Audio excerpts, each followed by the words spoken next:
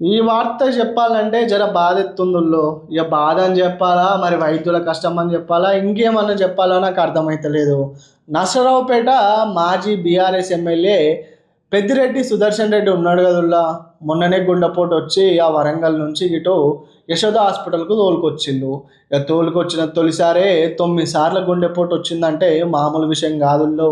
ఆ డాక్టర్లే దేవుళ్ళై ఇగ సీపీఆర్, గీపీఆర్ ఉంటది గదా! అదేనుల్లా ఆ గుండె మీద చేతులు పెట్టి ఒత్తుతారు కదా!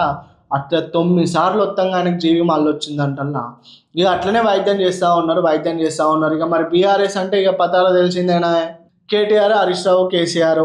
ఇక పెద్దిరెడ్డికేమన్నా అయితదేమోనల్లా రంచి పెట్టుకొని మరి హాస్పిటల్‌కే వచ్చిండోళ్ళు కేసీఆర్ సారు. మీటింగ్‌లకు రాలే, ఇంగ ఇక్కడ రైతుల దగ్గరికి పోలే. డైరెక్టు ఆ బీఆర్ఎస్ జీవన్ రెడ్డి మీటింగ్ తర్వాత ఇగ సక్కగా యశోద హాస్పిటల్‌కే వచ్చి ఆళ్ళ కుటుంబాన్ని పరామర్శించిండబ్బా! చెప్పుకోవాలి సార్ మనసు ఎంత గొప్పదో. మరి బీఆర్ఎస్ నేతలంటే ఇక బీఆర్ఎస్ ఒక కుటుంబం అనే చెప్పుకోవచ్చు.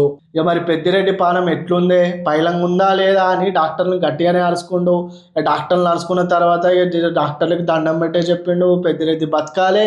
ఇట్లాంటి మంచి నాయకుడు దొరకడు మళ్ళా మాకన్నట్టు జర రంజి పెట్టుకుందనే చెప్పాలి పెద్ద సారు. ఇక మరి పెద్ద సారు బతిలాడినంక ఊకుంటారా ఇగ డాక్టర్లు? ఎక్కడెక్కడనో బయట దేశపు డాక్టర్లు గూడా ఇగ మన హైదరాబాద్‌కొచ్చి ఎక్కడెక్కడో బయట దేశాల డాక్టర్లు గూడా పట్నం వచ్చి ఇగ పెద్దిరెడ్డిని చూస్తానుల్లా.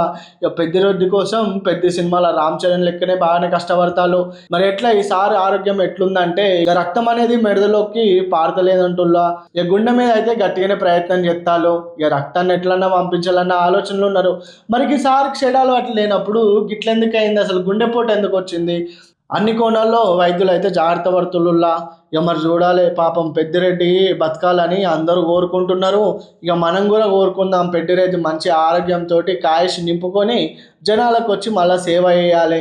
ఇక మరి అక్కడి నుంచి అంబులెన్స్ వెనుకనే హరీష్ రావు, కేటీఆర్ ఇద్దరు ఆ అంబులెన్స్ వెనుకనే వచ్చిల్లంటే మాటలు కాదుల్లో. పెద్దిరెడ్డి ప్రాణాలు బీఆర్ఎస్ వాళ్ళకి ఎంత ముఖ్యమో అర్థం చేసుకోవాలి. మరి అమెరికా డాక్టర్లు ఏం చెప్తారు? మరి పెద్దిరెడ్డికి ఎట్లా బాగవుతాడు? ఏం చేయాలనేది ఇలా వైద్యులు చెప్పనై ఉన్నారు. చూడాలి.